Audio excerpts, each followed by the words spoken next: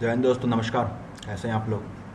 आज हम लोग अपने सीरीज़ का 8वां अध्याय दिल्ली सल्तनत के अधीन शासन और आर्थिक तथा सामाजिक जीवन के बारे में अध्ययन करेंगे। यहाँ हम लोग ओल्ड एनसीईआरटी की सतीश चंद्रा की जो किताब है उसको लेकर हम लोग आए हैं और उसका अध्ययन हम लोग चैप्टर वाइज का कर रहे हैं और उसकी हम लोग समरीज और जितने उसके की फैक्टर हैं उन सबको निकाल कर उसका हम लोग वैज्ञानिक आधार पर उसका दृष्टिकोण रखते हुए अध्ययन किया जा रहा है। और आइए हम लोग आज शुरू करते हैं आज दिल्ली सल्तनत के अधीन शासन और आर्थिक तथा सामाजिक जीवन के बारे में। देखिए, मेडिवल हिस्ट्री जो होती है, भारत की मेडिवल हिस्ट्री के जो क्वेश्चन जो बनते हैं वो अधिकतर अगर क्वेश्चन बने हैं, अगर 10 क्वेश्चन बने हैं तो उसमें से 7-8 क्वेश्चन तो दिल्ली मतलब कि जो शासन होते हैं उसके आर्थिक, सामाजिक और उनके प्रशासनिक अधिकारों पे बनते हैं, उस समय के सांस्कृतिक चीज़ों पे बनते हैं। और 3-4 क्वेश्चन ही मैक्सिमम हार्डली बनते हैं आपके पॉलिटिकल हिस्ट्री से, जिसमें कि कौन राजा आया, किसने पराजित किया, कौन कहाँ फतह की, इस सब से क्वेश्चन कम बनते हैं। तो ज़्यादा हम लोग का ध्यान होना चाहिए शासन, आर्थिक और सामाजिक जीवन पे, उन सब के और उनके सांस्कृतिक धरोहर पे, ठीक है ना। तो इन सब चीज़ों पे ज़्यादा फोकस करना चाहिए। आइए हम लोग शुरू करते हैं टाइम न वेस्ट करते हुए। अब जैसे कि हम लोग को पता है कि 12वीं सदी के अंतिम वर्षों में उत्तर भारत में तुर्कों द्वारा स्थापित राज्य धीरे धीरे एक शक्तिशाली और अत्यंत केंद्रीकृत राज्य के रूप में उभर कर आ चुका था। आज कुछ समय तक लगभग पूरे देश पर, दक्षिण में मदुरै तक के प्रदेशों पर उसका नियंत्रण कायम रहा। उसका विघटन 15वीं सदी से आरंभ में हुआ और जिसके बाद देश में विभिन्न हिस्सों में कई स्वतंत्र राज्य स्थापित हो गए, ठीक है ना। और लेकिन दिल्ली सल्तनत की शासन प्रणाली का उनमें से कई पर ज़बरदस्त असर पड़ा और 16वीं सदी में विकसित होने वाले मुगल प्रशासन भी उन शासन प्रणाली से प्रभावित हुआ। यानी कि मुगल प्रशासन में जो हम लोग देखते हैं उसकी आधारशिला दिल्ली सल्तनत में दे दी गई थी। अगर सबसे ऊपर जैसे सल्तनत में तो सुल्तान आता था, तो सुल्तान के पद के बारे में अगर हम लोग अध्ययन करें तो भारत के कई तुर्क सुल्तानों ने अपने को सच्चे मुसलमानों अर्थात बगदाद के अब्बासी खलीफा का प्रतिनिधि घोषित किया। एक्चुअली जो आपका बगदाद में, तब इराक की कैपिटल जो थी बगदाद, तब वहाँ पे अब्बासी खलीफा अभी भी मौजूद थे, लेकिन वह नाम मात्र के धर्म के संरक्षक बने थे। अधिकतर जो सुल्तान होते थे, जो राजा होते थे, वो लोग उनसे एक सर्टिफिकेट के रूप में एक पदवी लेने के लिए एक सर्टिफिकेट ले लेते थे और अब्बासी लोगों ने सुल्तान घोषित कर देते थे। और सुल्तान घोषित करवाने के लिए ये जो महाराजा होते थे, सुल्तान होते थे, ये लोग पैसे भी खूब चलाते थे और उन पहले करप्ट भी होते थे, जिसकी वजह से सुल्तान पद लेना सबके लिए सरल हो चुका था। आगे हम लोग जैसे जैसे अध्ययन करेंगे तो छोटे छोटे राज्यों के संरक्षक भी अपने आप को सुल्तान घोषित करना शुरू कर दिए थे इन सर्टिफिकेट्स और इन भ्रष्ट अब्बासी खलीफाओं के द्वारा। लेकिन वही चीज़ इसमें बताया गया है कि अपने को सच्चे मुसलमान तो बताते थे, अर्थात बगदाद के अब्बासी खलीफा का प्रतिनिधि घोषित किया और शुक्रवार की प्रार्थना के खुतबे में इसके नाम को भी शामिल किया। लेकिन इसका मतलब यह नहीं कि खलीफा भारत का कानूनी शासक बन गया था। जी हाँ, खलीफा की स्थिति मात्र नैतिक थी, जो मैंने अभी आपको बताया, सिर्फ नैतिक थी उसकी स्थिति। उसकी सर्वोच्च स्थिति की घोषणा करके सुल्तान सिर्फ यह ऐलान कर रहे थे कि वे इस्लाम दो दुनिया के अंग हैं, ठीक है ना। अपने आप को एक आधिकारिक रूप से घोषित करते थे, जो एक खाली औपचारिकता ही होती थी। सल्तनत में सुल्तान का स्थान सबसे अधिक महत्वपूर्ण था। सर्वोच्च राजनीतिक, सैनिक सत्ता, कानूनी सत्ता भी उसी में निहित थी। वह राज्य की सुरक्षा और हिफाजत के लिए जिम्मेदार था। वह इस तरह वह प्रशासन के लिए भी जिम्मेदार था और सल्तनत की सेना का प्रधान सेनापति भी था, ठीक है ना। कानून और न्याय की व्यवस्था करना भी उसी का दायित्व था। इस कार्य के लिए वह न्यायाधीशों की नियुक्ति भी करता था। उसके किसी भी पदाधिकारी के अन्याय के खिलाफ उसे सीधे अपील की जा सकती थी। न्याय करना किसी भी शासक का अत्यंत महत्वपूर्ण दायित्व माना जाता था। हम यहाँ देख चुके हैं कि बलबन कितनी सख्ती से न्याय करता था और किस तरह वह रिश्तेदारों या ऊंचे अधिकारियों के साथ भी मुरव्वत नहीं बरतता था। मोहम्मद बिन तुगलक ने भी इन मापदंडों को उलेमाओं पर भी लागू किया, जबकि पहले से ये कठोर दंड से मुक्त थे, ठीक है ना। मुसलमान शासकों ने उत्तराधिकार का कोई स्पष्ट नियम नहीं विकसित किया था। इस्लामिक कानून में, देखिए ये लाइन बहुत महत्वपूर्ण है, इस्लामिक कानून में शासक के चुनाव की व्यवस्था तो थी, लेकिन व्यवहारिक स्थिति यह थी कि सफल शासक के पुत्र उत्तराधिकार को स्वीकार कर लिया जाता था, परंतु गद्दी पर शासक के सभी पुत्रों की बराबरी का दावेदार माना जाता था। जैसे कि जो अगर टफ क्वेश्चन बनते हैं जैसे यूपीएससी में पीसीएस के, जैसे यूपी पीसीएस में आजकल कॉन्सेप्चुअल क्वेश्चन बनना शुरू हो चुके हैं, तो जैसे ये अगर क्वेश्चन बन जाए, क्या मुसलमान शासकों में उत्तराधिकारियों का कोई स्पष्ट नियम विकसित नहीं था? ये बात सही है, विकसित नहीं था। लेकिन अगर दूसरा अगर दे दिया जाए, जैसे कि कारण और सेशन में देते हैं, और उसमें दे दिया जाए तीसरे में कि इस्लाम कानून में शासक के चुनाव की कोई भी व्यवस्था नहीं थी, इसी वजह से मुसलमान शासकों में उत्तराधिकार का कोई स्पष्ट नियम विकसित नहीं हुआ, तो ये लाइन गलत हो जाएगी, क्योंकि इस्लामिक कानून में शासक के चुनाव की व्यवस्था तो थी, लेकिन व्यवहारिक स्थिति में वह हम लोग को दिखती नहीं थी। ठीक है ना? तो एनसीईआरटी में लाइन लिखी गई है, तो बखूबी इसी को उठा के क्वेश्चन को बनाया जा सकता है। तो इन सब चीज़ों से हम लोगों को devils in the between the lines होता है ना, तो वही चीज़ इसमें हम लोग को खोजनी है। ठीक है ना? अधिकतर ज्येष्ठ पुत्रों को ही उनका उत्तराधिकार माना जाता था, लेकिन मुस्लिम सल्तनत जो थे, इन लोगों में ऐसा कोई कानून नहीं था। हम लोग देख चुके हैं इल्तुतमिश ने किस तरह अपने पुत्रों को बहिष्कार करके अपनी पुत्री रज़िया को राजगद्दी सौंपी थी, और सुल्तान ने उसे अपना उत्तराधिकारी घोषित भी कर दिया था। ठीक है ना? और अगर केंद्रीय प्रशासन की बात किया जाए, सुल्तान की मदद के लिए कई मंत्री होते थे जिनका चयन वह खुद करता था, और जिनका पदासीन रहने या ना रहना उनकी मर्जी पर निर्भर करता था। मतलब कि उसकी मंत्रिमंडल आप समझ सकते हैं, जैसे प्रधानमंत्री होता है, फिर उसकी मंत्रिमंडल होती है, तो उसी प्रकार से यहाँ पर सुल्तान होता था, तो उसको सलाह देने के लिए केंद्रीय प्रशासन होता था। जैसे कि अमेरिका में है, वहाँ के राष्ट्रपति को सलाह देने के लिए राष्ट्रपति अपने इच्छानुसार अपनी पार्टी से इतर भी लोगों को केंद्रीय प्रशासन में चुन सकता था और उन्हें अपना सलाहकार नियुक्त कर सकता था। ठीक है ना? तो वही चीज़ इसमें भी क्या था, केंद्रीय सलाहकार नियुक्त होते थे, उन्हीं को केंद्रीय प्रशासन के रूप में जाना जाता था। ठीक है ना?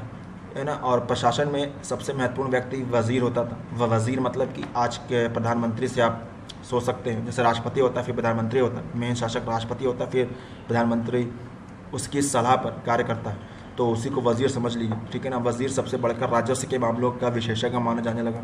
इस प्रकार वह एक विस्तृत विभाग का प्रधान बन गया, जिसमें आय और व्यय दोनों का प्रबंध किया जाता था।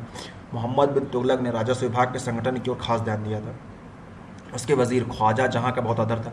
ख्वाजा जहाँ किसका वज़ीर था? मोहम्मद बिन तुगलक का। ये इंपॉर्टेंट है। जब मोहम्मद विद्रोह को दबाने के लिए बाहर जाता था, तो तब वह ख्वाजा खां को ही अपने राजगद्दी सौंप कर जाता था। ठीक है ना? और महालेखा परीक्षक का भी काम करता था वज़ीर। ठीक है ना? जैसे सीएजी अपने में है, तो वही चीज़ ये भी करता था। ठीक है ना? यद्यपि अफसरों के बीच झगड़ों के विभाग के कामकाज में बाधा पड़ती थी, लेकिन इसके बावजूद मोहम्मद बिन तुगलक के अधीन राजस्व विभाग ने मौर्य साम्राज्य के विघटन के बाद से भारत में स्थापित साम्राज्य के इस सबसे बड़े मामलों को संभालने वाले एक विभाग के रूप में कामयाबी हासिल की। जी हाँ, हम लोग को पता है कि मोहम्मद बिन तुगलक बहुत बड़े सुल्तान, ऐसा सुल्तान था जो बहुत बड़े साम्राज्य पर शासन किया था। तो उसके समय जो वज़ीर शासन कर रहा होगा, तो वह भी बहुत बड़े भाग का में राजस्व का अधिकारी था, तो वह उस भाग में राजस्व का जितना कामकाज था वही देखता था। तो जाहिर सी बात है उस समय वज़ीर का पद बहुत ज़्यादा बढ़ चुका रहा होगा। और एक और क्वेश्चन बनता है, फिरोज़ तुगलक ने इस्लाम में धर्मांतरित एक तैलंग ब्राह्मण खान ए जहाँ, जो उसके पुराने वज़ीर का प्रतिनिधि था, को अपना वज़ीर बनाया था। खान ए जहाँ को वज़ीर किसने बनाया था? फिरोज़ शाह तुगलक ने। और ख्वाजा जहाँ को मोहम्मद बिन तुगलक ने। ये दो इंपॉर्टेंट क्वेश्चन पूछे जाते हैं, याद कर लीजिएगा। वज़ीर के विभाग के बाद राज्य का सबसे महत्वपूर्ण महकमा दीवान ए अर्ज़ या सैन्य विभाग था। इस विभाग के प्रधान को आरिज़ ए मामली कहा जाता था। दीवान ए अर्ज़ एक मंत्रालय का नाम था, और उस मंत्रालय का जो प्रधान होता था उसे आरिज़ ए मामली कहा जाता था, और यह सैन्य विभाग से रिलेटेड था। आरिज़ प्रधान सेनाध्यक्ष नहीं था, क्योंकि सारे सैन्य बलों की कमान खुद सुल्तान के हाथ में थी, पर यह एक प्रकार से उसकी सहायता करने के लिए बना दिया गया था। या वह ऐसा युग था जब राजा यदि सैन्य बलों की प्रधान कमान किसी एक व्यक्ति को सौंप देता तो उसका राजपद पर बने रहना मुश्किल हो जाता। सैनिकों की भर्ती करना और उन्हें सभी तरह से सज्जित करना इसका मेन काम था। अब भारत में सर्वप्रथम आरिज़ के एक अलग विभाग की स्थापना सर्वप्रथम बलबन ने की। जी हाँ, सैन्य विभाग का सर्वप्रथम विभाग किसने बनाया? तो बलबन ने बनाया। ये हम लोग पढ़ चुके हैं। अलाउद्दीन के समय ये विभाग बहुत ही फल फूल कर सामने आया, क्योंकि अलाउद्दीन की सेना के बहुत ही, वो सेनाओं को, सैनिक को वेतन देता था नगद, तो इसी वजह से इन सब चीज़ों का ज़्यादा ही बोलबाला उसका समय हो चुका था।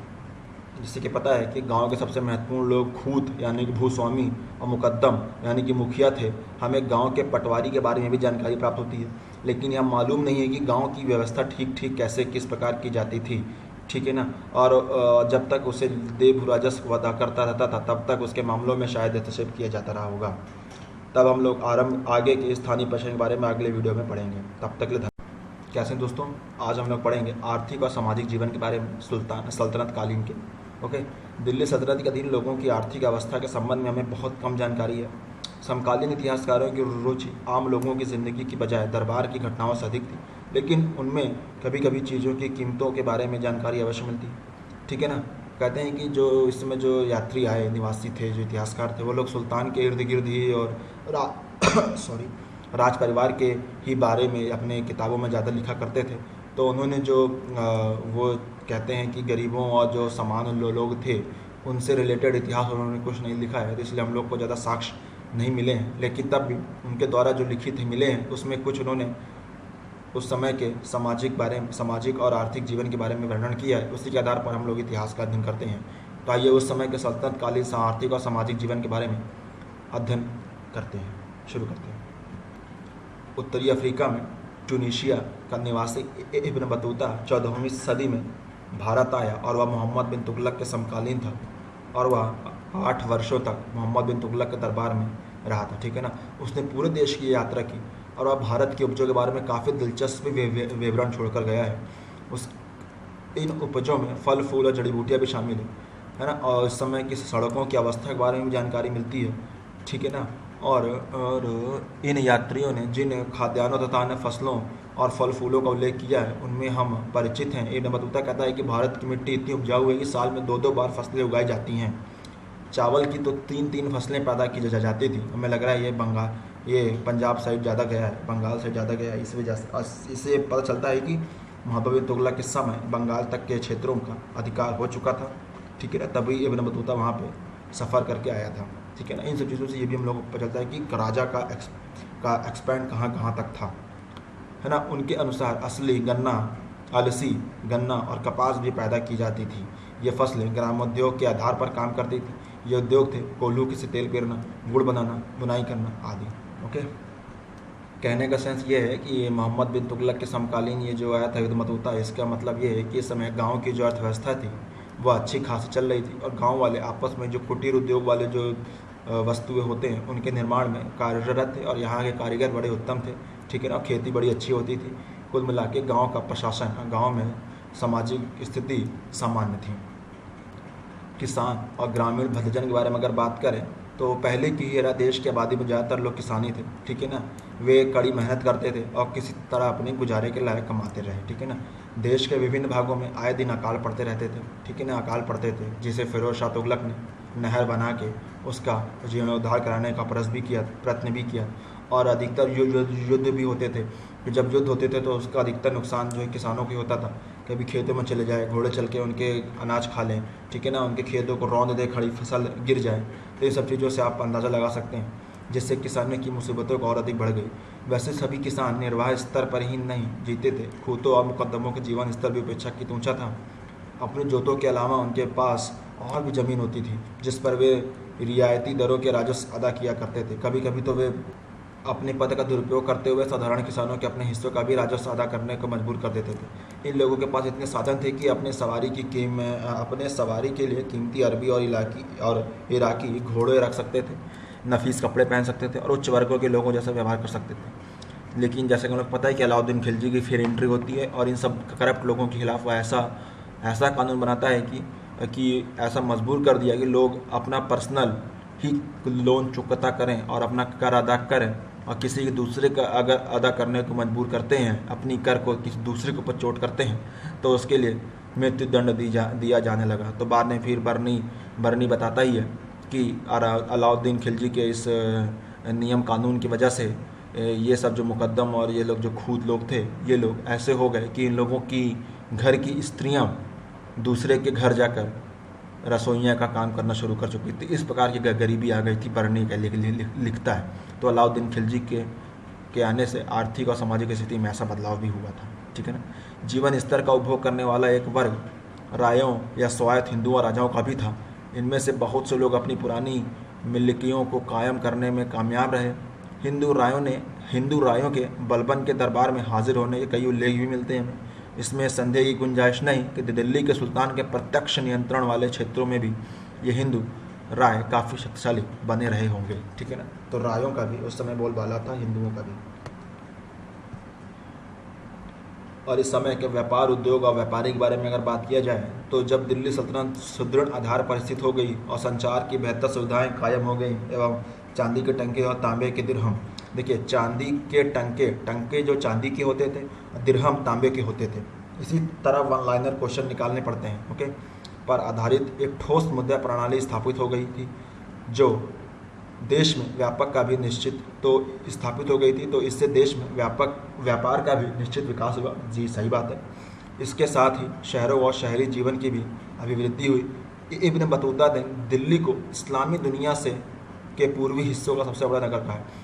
इब्न बतूता ने दिल्ली को इस्लामी दुनिया के पूर्वी हिस्से का सबसे बड़ा नगर कहा है, इब्न बतूता ने। ठीक है, यानी कि मोहम्मद बिन तुगलक के समकालीन 8 वर्षों तक रहा, तो मोहम्मद बिन तुगलक के समकालीन ये था इब्न बतूता, और सबसे बड़ा साम्राज्य उसका था। तो जाहिर सी बात है इस्लामी दुनिया का पूर्वी हिस्सों का सबसे बड़ा नगर यही होगा, दिल्ली ही होगा, कि दिल्ली ही कैपिटल थी इस साम्राज्य की। और कहता है कि जो दौलताबाद है देवगिर व दिल्ली के बराबर ही था, क्योंकि दौलताबाद कोई राजधानी चेंज करके ले आया था साउथ में मोहम्मद बिन तुगलक। ठीक है, तो यह बात उत्तर और दक्षिण भारत के बीच व्यापार के विकास की भी सूचक है। ठीक है ना, हम लोग को पता है कि उत्तर पश्चिमी में लाहौर और मुल्तान, पूर्व में कड़ा मतलब ये आपका लखनऊ इलाहाबाद वाला इलाका कड़ा, और लखनौती तथा पश्चिम में अनहिलवाड़ा यानी कि पाटन, और कैम्बे यानी कि खंबात की खाड़ी जो थी। ये सब आधुनिक इतिहास, ये सब बहुत उस समय के अच्छे नगर थे जहाँ से व्यापारिक गतिविधियाँ हुआ करती थी। एक आधुनिक इतिहासकार का कहना है कि कुल मिलाकर सल्तनत एक फलती फूलती शहरी अर्थव्यवस्था की तस्वीर पेश करती है। ऐसी अर्थव्यवस्था के लिए बड़े पैमाने पर वाणिज्य व्यापार अवश्य रहा होगा। बंगाल और गुजरात के शहर अपने उत्तम कपड़ों और सोने और चांदी के लिए प्रसिद्ध थे। ठीक है ना, बंगाल का सोनार गांव अपने कच्चे रेशम और मलमल के लिए विख्यात था, जो आज भी एकदम विख्यात है। और भी कई दस्तकारियाँ फल फूल रही थी, जैसे चर्मकारी, धातुकर, गलीचों का बुनाई, कढ़ाई, लकड़ी का काम, फर्नीचर बनाना, पत्थर तराशना, जिनके लिए भारतीय शिल्पकार प्रसिद्ध थे। तुर्कों ने कई नई दस्तकारियाँ भी शुरू की गई। इनमें से एक था कागज़ बनाने का काम, और कागज़ बनाने की विधि आविष्कार 2वीं सदी में हो चुकी थी। चीनियों ने ही सबसे पहले आविष्कार किया था। 5वीं सदी में अरब संसार उससे अवगत था, और यूरोप में यह काल बहुत आगे चलकर 14वीं सदी में पहुंचा। हम लोगों के यहाँ पहले हो चुका था, यूरोप में 14वीं सदी में जाकर ये पहुंचा। और हम लोग को तुरंत एक चीज़ समझना चाहिए, इस समय तक यूरोप अपने अंधकारमय जीवन से अभी तक उभर नहीं पाया था।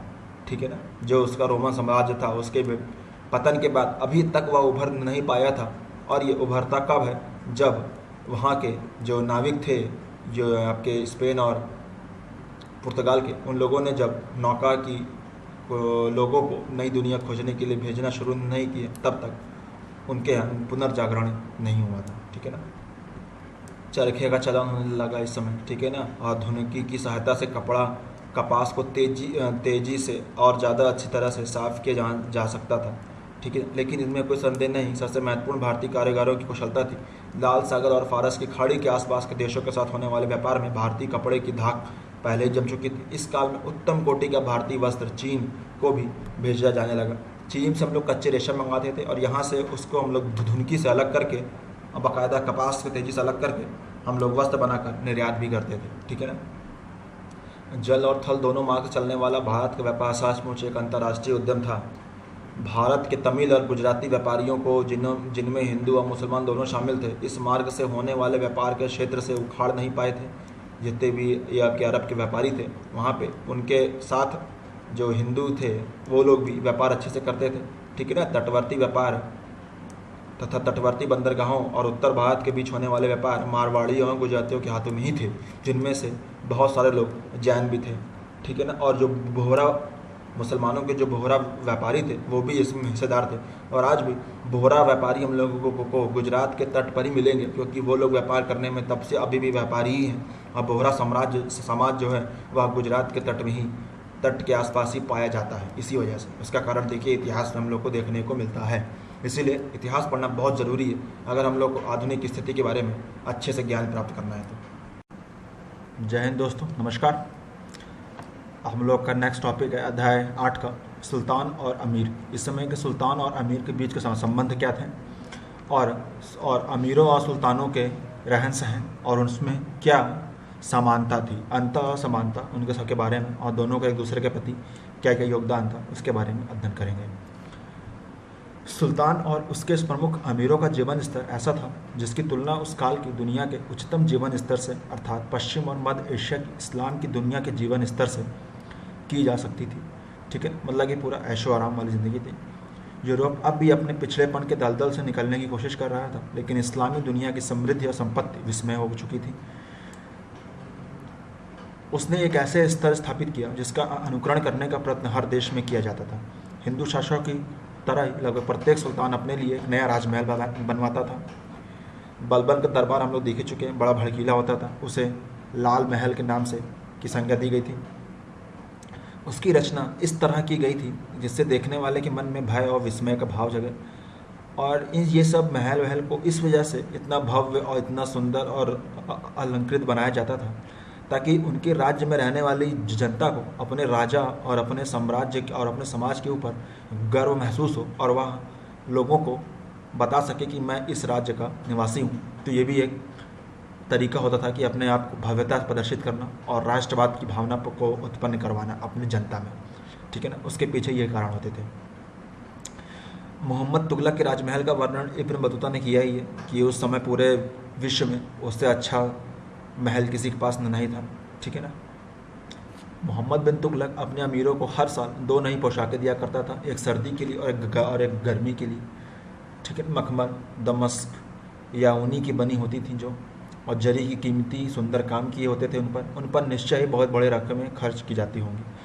ठीक है ना। सुल्तान के जन्मदिन नौरोज़ यानी कि जो ईरानी नववर्ष जो मनाया जाता था उसको नौरोज़ कहते थे, उसको भी सुल्तान के जन्मदिन और नौरोज़ के पर्व को मनाया जाने लगा। गद्दिन शीनी की वर्षगांठ जैसे अवसरों पर अमीरों और दूसरे लोगों को ढेर सारे भेंट उपहार दिए जाते थे।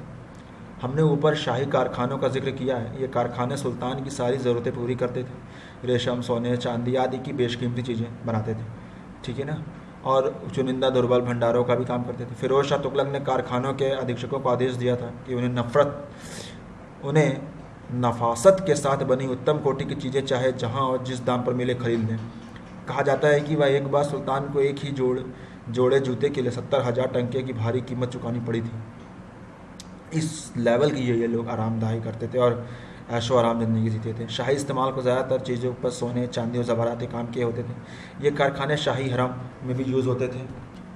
आडंबर युक्त रहन सहन के मामले में अमीर लोग सुल्तान की नकल करने की कोशिश करते थे। उनके रहने के लिए शानदार महल होते थे, हालांकि जो रहन सहन सुल्तान की नकल करते थे जो अमीर लोग थे, तो अमीर मतलब कि उनके अनुचर, ठीक है ना, मंत्री, उपमंत्री टाइप के जो होते हैं, अफसर्स होते हैं, अफसर कह दीजिए उस समय के, उन्हें अमीर कहा जाने लगा। वो लोग होते थे। पोशाकें कीमती कपड़ों से बनी होती थी जिनकी जरी का काम होता था। ठीक है ना। नौकर चाकर और गुलाम होते थे।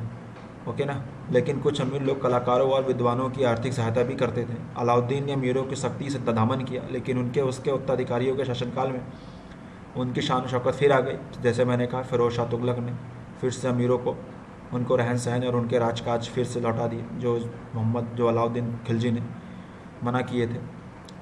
अलाउद्दीन खिलजी के उत्तराधिकारियों ने किया था। और फिरोज शाह तुगलक ने, जो तुगलक वंश का अंतिम शासक था, उसने तो उसकी चरम सीमा पार कर दी और यहाँ तक कि सैनिकों को भी उन्होंने ब्लड पे आधारित कर दिया। मतलब कि पिता का बेटा ही भी सेना में आ सकता था और अपनी जगह किसी और को भी भेज सकता था सेना की लड़ाई के लिए। तो इस हिसाब से सेना को भी बर्बाद कर दिया गया था और उसमें जो है भाई भतीजावाद ला दिया गया था। साम्राज्य के दूत विस्तार के कारण मोहम्मद बिन तुगलक अमीरों की मोटी मोटी तनख्वाहें और भत्ते देने लगे। जी हाँ, फिर से वही चीज़ है, साम्राज्य बड़ा होगा तो लोग भी होंगे, तनख्वाह भी देनी पड़ेगी। एक सोच से मालूम होता है कि वज़ीर की आय इराक प्रांत की आय के बराबर थी। ठीक है ना। यहाँ मंत्रियों को 20,000 से 40,000 टंके सालाना मिलते थे। फिरोज शाह तुगलक के शासनकाल में कई अमीर अपने पीछे विशाल धनराशियाँ छोड़ गए, क्योंकि फिरोज शाह तुगलक ने ज़मीनों पर उन लोगों को अधिकार देना शुरू कर दिया था। उदाहरण के लिए फिरोज शाह का आरिज़ मामलिक कौन होता था? जो सेना का अध्यक्ष होता था। बशीर अपनी मृत्यु पर 13 करोड़ टंके की धनराशि छोड़ गया, जो बाद में जो बशीर मूलतः फिरोज का गुलाम ही था, उसे ममालिक की पद दिया गया था। इस आधार पर उसने उसकी ज़्यादातर संपत्ति जब्त कर ली गई और बाकी उसके बेटों में बांट दी गई थी। तो यही है, इस प्रकार एक नए ढंग के भूस्वामी श्रीमंतों का वर्ग विकसित होने लगा था। 15वीं सदी के आरंभ में दिल्ली सल्तनत के बिखराव से यह प्रवृत्ति थम गई। ओके, अब हम लोग शहरी जीवन, गुलाम और कारीगर व अन्य के बारे में डिस्कस करेंगे। यहाँ का शहरी जीवन में गुलामों और कारीगरों की क्या स्थिति थी। सल्तनत के अधीन शहरों और शहरी जीवन के पुनरुत्थान की चर्चा हम ऊपर कर चुके हैं। तुर्क शासक वर्ग तत्वतः शहरी शासक वर्ग था, जिसे शहरी जीवन खास तौर से पसंद था। बहुत से शहरों का उदय सैनिक ठिकानों के इर्द गिर्द हुआ। ये शहर सैनिकों के लिए खाद्य पदार्थ, ज़रूरत की दूसरी चीज़ें और आवश्यकता सेवाएं सुलभ कराते थे। कालांतर से इनमें से कई शहर सांस्कृतिक केंद्रों के रूप में भी उभरे। ठीक है ना। जो मध्यकालीन शहरें थीं उसमें जो है अनेक छोटे छोटे अमीर सरकारी दफ्तर चलाने के लिए, मदद करने के लिए बड़ी संख्या में लिपिक, दुकानदार, कारीगर, भिखारी आदियों की आवश्यकता होने लगी। ठीक है ना। जब कोई दफ्तर खुलता है तो उसमें काम करने वाले लिपिक आते हैं और उसके अगल बगल दुकानें खुल जाती हैं। ठीक है ना। और जहाँ देखते हैं भीड़ भाड़ हो रही है तो वहाँ भिखारी भी आ जाते हैं। तो इस प्रकार से विविध मध्यकालीन शहरों के निर्माण में इन सब लोगों का भी योगदान था। ज़्यादातर जो इतिहासकार थे वह छोटे सरकारी अमलों के पद पर जो बैठे रहते थे, जो पढ़ना लिखना जानते थे, और अधिकतर वो लोग उलमाई होते थे, क्योंकि उलमाई लोग ही पढ़ना लिखना जानते थे। तो ज़्यादातर इतिहासकार यहीं इसी वर्ग से निकलते थे, इसलिए उनके लेखन में इस वर्ग के विचार और पूर्वाग्रह प्रतिबिंब होते हैं। भिखारियों की संख्या बहुत बड़ी थी और समानता नागरिकों के तहत वे भी हथियार रखते थे। ठीक है ना। इसलिए वे भी कभी शांति सुव्यवस्था के लिए बाधक हो सकते थे। शहरी आबादी का एक अन्य बड़ा हिस्सा गुलामों और नौकर चाकरों का था। भारत तथा दूसरे एशियाई देशों और यूरोप में गुलामी प्राचीन काल से चली आ रही थी। हिंदू शास्त्रों में अलग अलग प्रकार के गुलामों का वर्णन किया गया है। कुछ तो मालिक के घर में पैदा होते थे, कुछ खरीद ले जाते थे, और कुछ तो बंधुआ वंशानुगत गुलाम होते थे। ठीक है ना। गुलामी के चलन को अरबों के बाद में तुर्कों ने भी अपना गुलाम बनाने का सबसे आम तरीका यह था कि लड़ाई में पकड़े गए लोगों को इस स्थिति में डाल दिया जाता था। महाभारत तक में युद्धबंदी को गुलाम बनाना जायज़ समझा गया है। और सबसे ज़्यादा गुलाम फिरोज शाह तुगलक के शासनकाल में इकट्ठा हुए थे। कम से कम 1.5 लाख से ज़्यादा गुलाम तो उसके दरबार में ही थे। मोहम्मद फिरोज शाह तुगलक ने बंदगान नामक एक विभाग ही खोल दिया था, जो सिर्फ और सिर्फ गुलामों की रखवाली और गुलामों की सेवा के लिए कार्य करता था।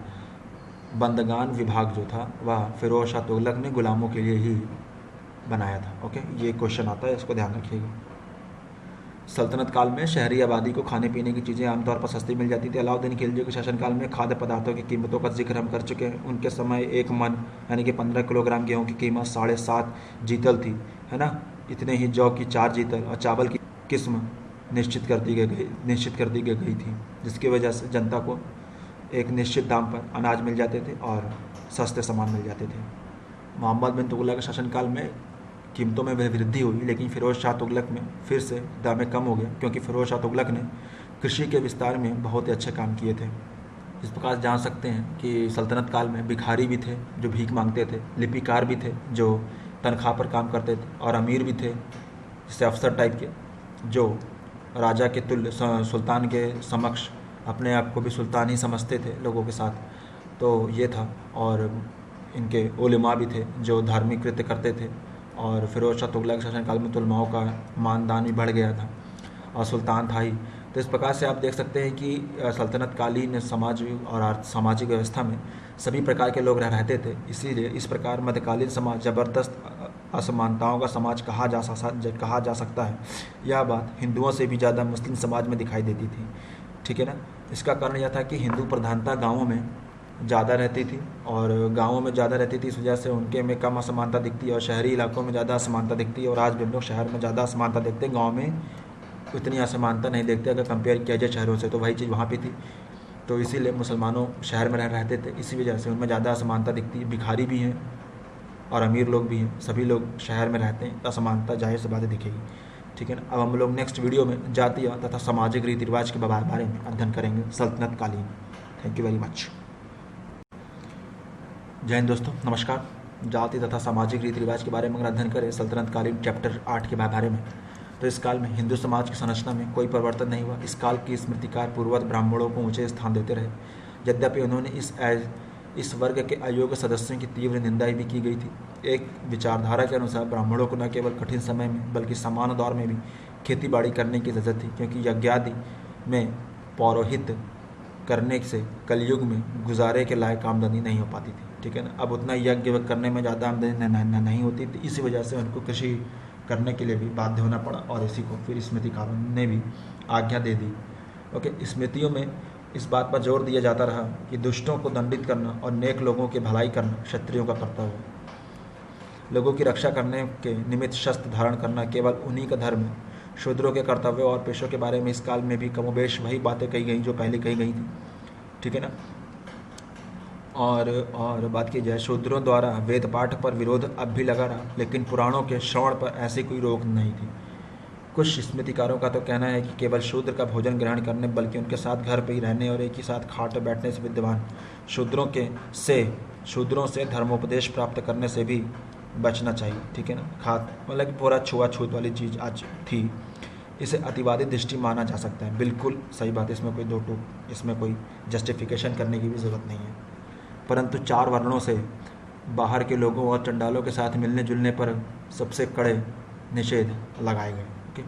हिंदू मतलब कि चंडाल जो थे वह इन चारों से भी बाहर आते थे। चंडाल मतलब कि जो लोग शव को जलाते थे, ठीक है ना, और निमित्त कार्य करते थे, बहुत ही मतलब कि एकदम से जो उस समय के तुच्छ कार्य माने जाते थे, जैसे नाली साफ़ करना, ठीक है ना, लोगों के कचड़े को साफ़ करना, गंदगी साफ़ करना। तो जो जहाँ पे शमशान होता था वहाँ जो लोग रहते थे उन्हें चंडाल कहते थे। तो ये इन चारों वर्णों से भी बाहर थे, ब्राह्मण क्षत्रिय वैश्य शूद्र से बाहर थे चंडाल। तो उनसे ये चारों वर्ण को भी इनसे मिलने नहीं दिया जाने लगा इस समय के स्मृतिकारों के द्वारा।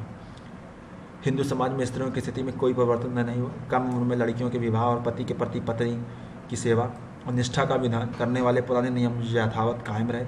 पत्नी को छोड़कर भाग जाने, कोई विभत्स रोग लग जाने या आदि कुछ खास परिस्थिति में विवाह तोड़ा जा सकता था, लेकिन इससे सभी स्मृतिकार सहमत नहीं है। कलयुग में जिन प्रथाओं का वर्णन किया गया है उनमें स्त्रियों का पुनर्विवाह भी है, लेकिन जाहिर है कि यह वर्जना इसमें से दिख नहीं रहा है, यह ऊपर के 3 वर्णों पर ही लागू होती थी, यानी कि ब्राह्मण क्षत्रिय वैश्य शूद्र पे नहीं।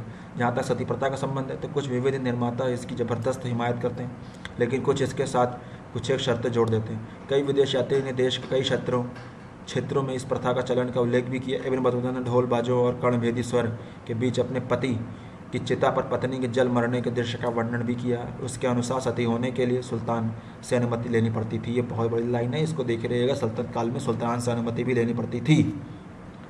ओके, तो जैसे पता है कि सती प्रथा का उन्मूलन सबसे पहले अकबर ने किया, लेकिन अकबर ने नहीं कर पाया। फिर जाके वह राजा राम मोहन राय के द्वारा कानून पास करवा के ब्रिटिशों से ये किया गया। ओके, धर्मशास्त्रों के टीकाकार संपत्ति के संबंध में पुत्रहीन पति की जायदाद पर पत्नी के अधिकार का समर्थन करते हैं। ओके, बशर्ते कि उसकी संपत्ति संयुक्त परिवार की संपत्ति ना हो। ठीक है, विधवा न केवल संपत्ति की संरक्षिका थी, बल्कि उसको उसे बेचने या चाहे जैसे भी किसी को भी दे देने का अधिकार भी था। इस प्रकार मालूम होता है कि हिंदू कानून में संपत्ति पर स्त्रियों का अधिकार में कुछ सुधार आया था। इस काल के ऊपरी वर्गों की स्त्रियों में पर्दा प्रथा का व्यापक चलन हुआ। स्त्रियों को दूसरों की वासनामय दृष्टि से दूर रखने की प्रथा उच्च वर्ग की हिंदुओं के में प्रचलित थी। ठीक है, यानी कि अब पर्दा प्रथा आ गई थी। और पता है कि पर्दा प्रथा हम लोग के हिंदू समाज में मुसलमानों के आगमन के बाद ही हुई है। ओके, यह रिवाज प्राचीन ईरान यूनान आदि में भी था। ईरानियों यूनानियों आदि ने इस प्रथा को अरबों व तुर्कों ने ग्रहण किया और इसे वे अपने साथ भारत ले आए। देखिए, इसमें लिखा भी है। इनका देखा देखी भारत में भी, खासतौर से उत्तर भारत में पर्दा प्रथा का व्यापक प्रचलन हुआ। पर्दे के चलन के प्रसार के कारण हिंदू स्त्रियों का यह भय बताया गया है कि कहीं हमलावर उन्हें पकड़ न ले जाए। हिंसा और मारकाट के युग में यह संभव था कि स्त्रियों को युद्ध में प्राप्त लूट का कीमती माल माना जाए, लेकिन पर्दा प्रथा के फैलने पर शायद सबसे महत्वपूर्ण कारण सामाजिक था। यह प्रथा समाज के ऊंचे तबकों की प्रतिष्ठा का प्रतीक बन गई और जो लोग प्रतिष्ठित माने जाने चाहते थे उन सब ने इसे अपनाने की कोशिश की। इसके लिए धार्मिक औचित्य भी ढूंढ निकाला गया। कारण चाहे जो, इसका स्त्रियों की स्थिति पर प्रतिकूल प्रभाव पड़ा और वे पुरुषों पर और ज़्यादा निर्भर हो गए। सल्तनत काल में मुस्लिम समाज नस्ली समूहों में बटा रहा। उसमें व्यापक प्रबल आर्थिक असमानता का जिक्र हम कर चुके हैं। तुर्क, ईरानी, अफ़गान और भारतीय मुसलमानों के बीच कदाचित ही वे वैवाहिक संबंध कभी होता होगा। सच तो यह है कि इन वर्गों में भी जातियों पर आधारित हिंदुओं वाली अलगाव की प्रवृत्ति है। हिंदी समाज के निचले तबकों से मुसलमान बने लोगों के खिलाफ भी भेदभाव का व्यवहार किया जाता था। मुस्लिम और हिंदुओं के बीच खास सामाजिक आदान प्रदान नहीं हुआ करता था, जिसके कारण कुछ तो यह था कि मुस्लिम अपने को श्रेष्ठ मानते थे और कुछ यह कि दोनों के बीच रोटी बेटी के संबंधों पर का धार्मिक पाबंदी भी लगी हुई थी। ऊंची जातियों के हिंदू मुसलमानों के मामले में भी उन्हें निषेध का प्रयोग करते थे, जिनका प्रयोग वे शूद्रों के संबंध में करते थे। लेकिन यह याद रखना चाहिए कि इन जातियों निषेधों का मतलब यह नहीं था कि मुसलमानों तथा ऊंची जातियों के हिंदुओं और शूद्रों के सामाजिक आदान प्रदान बिल्कुल ही नहीं था। समय समय पर हिंदू सिपाही मुस्लिम सेनाओं में भर्ती हुआ करते थे। सिपाहियों में भर्ती कर लेते थे क्योंकि सिपाहियों की जनसंख्या उनको बढ़ानी थी, ठीक है ना। जहाँ जो फ़ायदा होता है वहाँ पे वो लोग धर्म को छोड़ देते हैं, और जहाँ फ़ायदा नहीं होता है वहाँ पे धार्मिक कृत्य करते हैं, क्योंकि धर्म एक ऐसी अफीम है जिसके सुहाने से लोग एक हो जाते हैं और अपना पलड़ा को पोलराइज कर देते हैं। यही आधुनिक काल में भी हो रहा है। जहाँ पे पैसे और अपने बात आती है वहाँ पे धर्म और सब भूल जाता है। वहाँ पे लोग पैसे और अपने समाज के बारे में सोचते हैं, ठीक है ना। और आप ये हर जगह आप महसूस भी करते होंगे, अपने अगल बगल देखते भी होंगे, ठीक है। और जहाँ जिसका फ़ायदा नहीं होता है तो वहाँ पे वो लोग धर्म और ये सब के का कार्ड खेलना शुरू कर देते हैं। वही चीज़ इसमें भी था, ठीक है। बताने की कोशिश यही हो रही है। अब जैसे हम लोग बात करें तो राजकाज चलाने के लिए सुल्तान को मुस्लिम कानून के अलावा अपनी ओर से ज़रूरी विनिमय भी बनाने पड़ते थे। इन्हें जवाबित कहा जाता था, ठीक है ना, जवाबित, ठीक है ना। ज़रूरी विनिमय भी बनाने पड़ते थे और कानून के अलावा अपनी ओर से भी, जैसे जो मुस्लिम शरीयत कानून था उसके अलावा भी कुछ नियम बनाने पड़ते थे, और जिन्हें जवाबित कहा जाता था, सुल्तान के द्वारा जो बनते थे उन्हें जवाबित नियम कहते थे। अलाउद्दीन खिलजी ने दिल्ली के आला काजी से कहा था कि मुझे नहीं मालूम कि क्या कानून है और क्या गैर कानूनी, मैं तो राज्य की ज़रूरतों के मुताबिक नियम बनाता हूँ। यही कारण है कि इतिहासकार बर्नी ने दिल्ली सल्तनत को सच्चा इस्लामी राज्य मानने से इनकार कर दिया। इसकी बजाय उसने उसे जहांदारी या दुनियावी बातों को ध्यान में रख कर चलने वाला राज्य बताया। जैसे पता है कि बर्नी बहुत बड़ा कट्टर मुसलमान था, और जब शरीयत कानून के खिलाफ अलाउद्दीन खिलजी ने नियम बनाने शुरू किए जिसको जवाबित कानून कहा जाने लगा, तो इस आधार पर बर्नी सल्तनत काल को, दिल्ली सल्तनत को सच्चा इस्लामी राज्य मानने से इनकार कर दिया है, ठीक है। जहाँ तक हिंदू प्रजा का संबंध है तो अरबों की सिंध विजय के समय से ही उन्हें जिम्मियों का दर्जा बख्शा गया था, ठीक है ना। हिंदू प्रजा का संबंध है तो अरबों की सिंध विजय के समय से ही इन्हें जिम्मियों का दर्जा दिया गया था, अर्थात वे मुस्लिम शासन को कबूल लेने वाले और जजिया अदा करने पर सहमत संरक्षित लोग थे। यानी कि मुस्लिम कानून, मुस्लिम समाज को तुम एक्सेप्ट कर लो और जजिया कर दो, हम तुम लोगों को कुछ नहीं करेंगे। जजिया वस्तुतः एक सैनिक सेवा के एवज में अदा किया जाने वाला एक कर था। अपनी अपनी औकात और साधनों के मुताबिक अलग अलग लोगों को यह कर अलग अलग परिमाणों में देना पड़ता था, लेकिन स्त्रियां, बच्चे तथा अपंग लोग इससे बचे हुए थे, ठीक है ना। ब्राह्मण भी इससे मुक्त रखे गए, यद्यपि मुस्लिम कानूनों में ऐसी कोई व्यवस्था नहीं थी। आरंभ में जजिया की उगाही भू राजस्व के साथ ही की जाती थी, चूँकि सभी किसान हिंदू थे, इसलिए जजिया और भू राजस्व में भेद करना मुश्किल था, ओके। बाद में फिर फिरोज ने कई गैर कानूनी महसूलों को समाप्त करके हुए जजिया को एक अलग कर का रूप ही दे दिया, ठीक है ना। उसने ब्राह्मणों पर भी यह कर लगा दिया, इस वजह से इसको धार्मिक कर माना जाने लगा। इसकी उगाही के लिए जिम्मेदार उलेमाओं ने कभी कभी हिंदुओं को परेशान करने के लिए इसका इस्तेमाल करने की कोशिश भी की, परंतु जजिया अपने आप में हिंदुओं को इस्लाम कबूल करने को मजबूर करने का उपकरण कभी नहीं था। आमतौर पर यह कहा जा सकता है कि मध्यकालीन राज समानता पर नहीं बल्कि विशेषाधिकारों पर आधारित थी। जो मैंने अभी तुरंत कहा आपको कि लोग अपने विशेषाधिकार और अपने सहूलियत के लिए कानून नियम बनाते थे, उसमें धर्म वर्म नहीं देखते थे। समझ गए कि नहीं मैं क्या कह रहा था? वही चीज़ ये भी कह रहे हैं बुक में भी। तो ये इस वीडियो में था। अब हम लोग डिस्कस करेंगे राज्य का स्वरूप क्या था सल्तनत काल का, और ये हम लोग का लास्ट वीडियो होगा इस अध्याय 8 का। Thank you very much for discussion. This is shining of. मिलते हैं नेक्स्ट टॉपिक से आगे वाली वीडियो में, जुड़े रहिए आप लोग। नमस्कार दोस्तों, हम लोग का नेक्स्ट टॉपिक है राज्य का स्वरूप। भारत में स्थापित तुर्क राज्य सैन्यवादी और कुलीनतांत्रिक था। आरंभ में तुर्क अमीरों ने राज्य के ऊंचे पदों में से ताजिकों, अफगानों और तथा अन्य गैरतकी अप्रवासियों को अलग रखकर उन पर अपना एकाधिकार कायम करने की कोशिश भी की थी। यद्यपि तुगलकों के अधीन कुलीन वर्ग का आधार विस्तृत हो गया, तथापि कुलीनता अब भी उच्च पद प्राप्त करने का महत्वपूर्ण पैमाना बना रहा। इसलिए मुसलमानों और हिंदुओं के विशाल आम वर्ग को ऊंचे पद प्राप्त करने का कोई अवसर उपलब्ध नहीं था। बेशक शहरों में निवास करने वाले मुसलमानों की सेना में भर्ती होने और राज्य की नौकरी पाने में बेहतर मौके हासिल थे, लेकिन व्यापार पर हिंदुओं का वर्चस्व अभी भी था और ग्रामीण कुलीन वर्ग में वही लोग शामिल थे। अभी भी व्यापार में हिंदू ही थे और गांवों की स्तर अगर देखा जाए सल्तनत काल में, अगर गांव की तरफ मुड़ा जाए तो अभी वहाँ भी हिंदू निवास करते थे, क्योंकि शहरों में अधिकतर मुसलमान लोग रहना शुरू कर चुके थे। ठीक है ना। इसके अलावा प्रशासन के निचले स्तर, जिनके सहयोग के बिना राज्य काम नहीं कर सकता था, बिल्कुल सही बात, हिंदुओं के हाथों में ही थे। इस प्रकार ग्रामीण हिंदू कुलीन वर्ग तथा शहरी प्रशासनों के बीच सत्ता में भागीदारी का मुख्य समझौता दिल्ली सल्तनत की एक महत्वपूर्ण विशेषता थी। निसंदेह इन अलग अलग वर्गों के बीच विशेष रूप से उच्च वर्गों में बराबर झगड़े होते रहते थे, या तथापि इन झगड़ों में अक्सर धार्मिक रूप दे दिया जाता था। तथापि इनके बीच संघर्ष का बुनियादी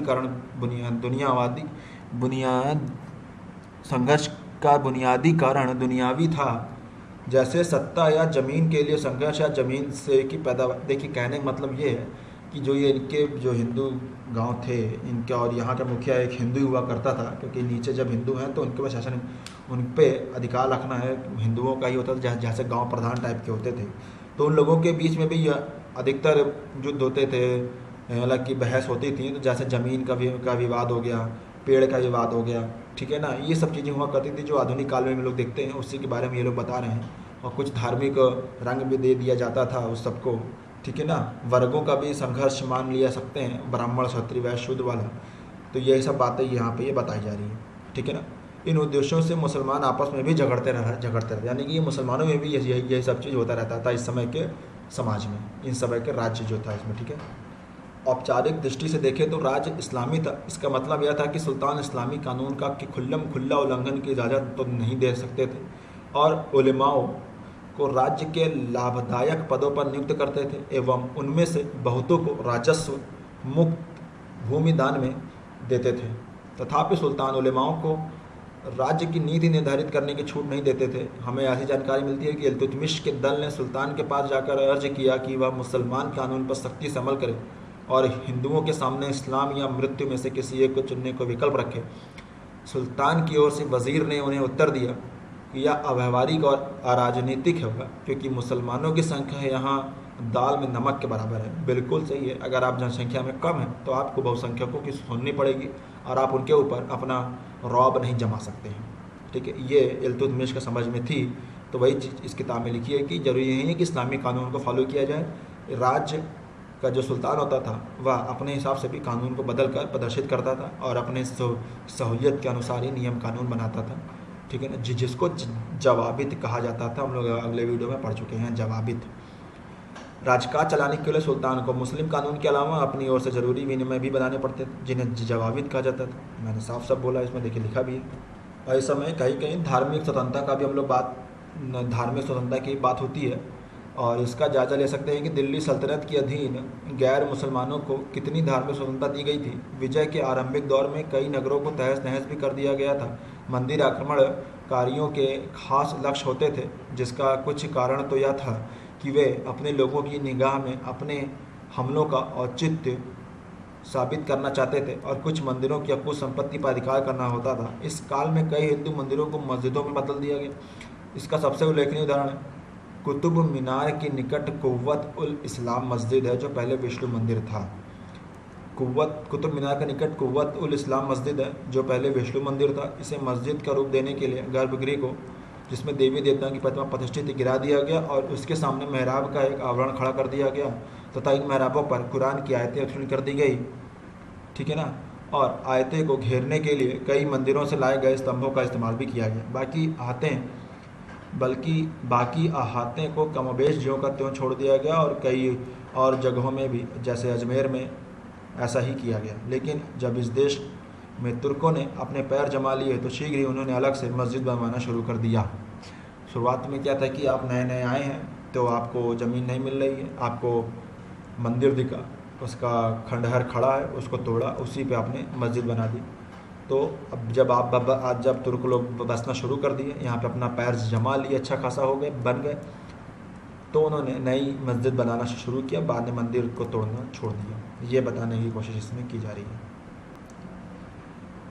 मंदिरों तथा हिंदुओं, जैनों आदि के पूजा स्थलों के प्रति नीति इस्लामी कानून पर आधारित थी, जो इस्लाम के बरखिलाफ नए पूजा स्थलों के निर्माण का निषेध करता था।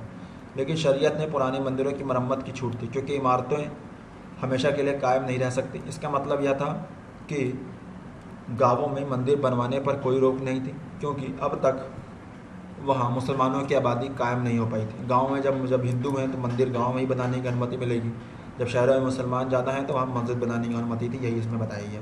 इस प्रकार घरों के एकांत में मंदिर बनवाए जा सकते थे, परंतु युद्ध काल में इस उदार नीति का पालन नहीं किया जाता था। युद्ध के समय में तो इस्लाम के शत्रुओं के खिलाफ, चाहे वे मनुष्य हों या देवी देवता, लड़ना या उनका विनाश करना ही होता था। मगर शांति काल में तुर्कों के प्रदेशों में जिन क्षेत्रों में राजाओं ने तुर्कों की अधीनता स्वीकार कर ली थी, उन क्षेत्रों में हिंदू अपने धर्म का आचरण और उत्सव आडंबर खुल्लम खुल्ला करते थे। बरनी के अनुसार जलालुद्दीन खिलजी ने देखा कि राजधानी और सूबाई केंद्रों में भी खुलेआम मूर्ति पूजा की जाती थी और हिंदू धर्म ग्रंथों के पाठों का प्रचार किया जाता था। उसने कहा कि हिंदू लोग मूर्तियाँ का यमुना में विसर्जन करने के लिए नाचते गाते, ढोल बजाते हुए जुलूसों में शाही महल की दीवारों के पास से गुजरते हैं और मैं चुपचाप देखता रह जाता हूँ। ये बरनी लिखता है। इसका मतलब मूर्ति पूजा की आज़ादी भी थी, वहाँ पे उत्सव करने की आज़ादी थी, परंतु कुछ कट्टरपंथी उलमाओं ने इसका विरोध किया। लेकिन तब भी कुछ सुल्तानों ने इनकी बात बिल्कुल नहीं सुनी और उन्होंने आज़ादी ही दी। सहिष्णुता की भावना जगाई रही शांति काल में। कभी कभी युद्धबंदियों को मुसलमान ही बना लिया जाता था, या इस्लाम कबूल कर लेने पर अपराधियों को माफ़ भी कर दिया जाता था। फिरोज़ तुगलक ने तो इसके खिलाफ ही काम किया। फिरोज़ ने इस्लाम के रसूल के लिए अपशब्दों का प्रयोग करने के अपराध पर एक ब्राह्मण को प्राणदंड भी दे दिया था। दूसरी ओर मुसलमानों को हिंदू बनाने का भी कुछ उदाहरण मिलता है ना। महानफ वैष्णव सुधारक चैतन्य ने बहुत से मुसलमानों को हिंदू बना लिया था। अलबत्ता उलमा लोग इस्लाम के त्याग को मृत्युदंड के योग्य ही मानना शुरू कर दिए। से पता है कि चैतन्य जो थे, वैष्णव सुधारक चैतन्य जी, जो बंगाल से बिलोंग करते थे, उन्होंने कई मुसलमानों को हिंदू भी बना लिया था, जिसकी डर से उलमाओं ने धर्म परिवर्तन को मुसलमान से हिंदू बनना एक प्राणदंड के रूप में घोषित कर दिया। इन सब के होने के बावजूद मुसलमान शासकों को यह एहसास था कि हिंदू धर्म इतना प्रबल है कि उसे तलवार के जोर पर मिटाया नहीं जा सकता। दिल्ली के प्रसिद्ध सूफी संत निज़ामुद्दीन औलिया ने एक बार कहा था, कुछ हिंदू जानते हैं कि इस्लाम एक सच्चा धर्म है, लेकिन वे इस्लाम को कबूल नहीं करते। बर्नी भी कहता है कि हिंदुओं के खिलाफ बल प्रयोग का उन पर असर नहीं होता। इस्लाम में धर्मांतरण का कारण राजनीतिक या आर्थिक लाभ का लोभ या अपनी सामाजिक स्थिति के सुधारने की संभावना थी। कभी कभी जब कोई महत्वपूर्ण शासक या जनजाति नेता मुसलमान बन जाता था, तब उसकी प्रजा भी वैसा भी करती थी। इसी वजह से ऐसा ये लोग करते थे। इन सब की वजह से पूरे विश्व में दिल्ली सल्तनत एक इस्लामिक राज्य के रूप में उभरा था, और इसी वजह से पश्चिम एशिया मंगोलों के आक्रमण के बाद मुस्लिम परिवारों के बहुत से लोग भागकर भारत पहुंचना शुरू कर दिए। अफ़गान लोग भी भारत में आकर लगातार बसते रहे। उनमें से काफ़ी सारे लोग तुर्क सेना में भर्ती भी हो गए थे और व्यापार में लग गए। लोदी शासन के अधीन 15वीं सदी में और भी अफ़गान भारत आए। इन सब के बावजूद भारत में मुसलमानों की संख्या अपेक्षाकृत कम ही रही। हिंदू मुस्लिम संबंधों के स्वरूप तथा दोनों की सांस्कृतिक प्रवृत्तियाँ, जिन पर हम लोग आगे भी एक अध्याय में विचार करेंगे, परिस्थितियों के तकाजा से तय हुए। ठीक है ना। कुल मिला के हम कह सकते हैं कि इस समय मुस्लिम समाज, अब तुर्क ये दिल्ली सल्तनत बन चुका था पूरे विश्व में। अब हर जगह से मुस्लिम समाज के लोग भाग के अब दिल्ली आना शुरू कर दिए, और इसके बावजूद भी हिंदू धर्म बहुसंख्यक में रहा और मुस्लिम धर्म बहुसंख्यक में नहीं रहा। यही एक बताने की कोशिश की गई है लास्ट लाइन में। तो ये फ्रेंड्स हम लोग का अध्याय 8 था। अब हम लोग अध्याय 9 के बारे में आगे मिलेंगे। बहमनी साम्राज्य और विजयनगर साम्राज्य के बारे में हम लोग अध्ययन करेंगे। तो तब तक के लिए शुक्रिया। जो जुड़े रहिए, लाइक कीजिए, सब्सक्राइब कीजिए, शेयर कीजिए। Thank you very much.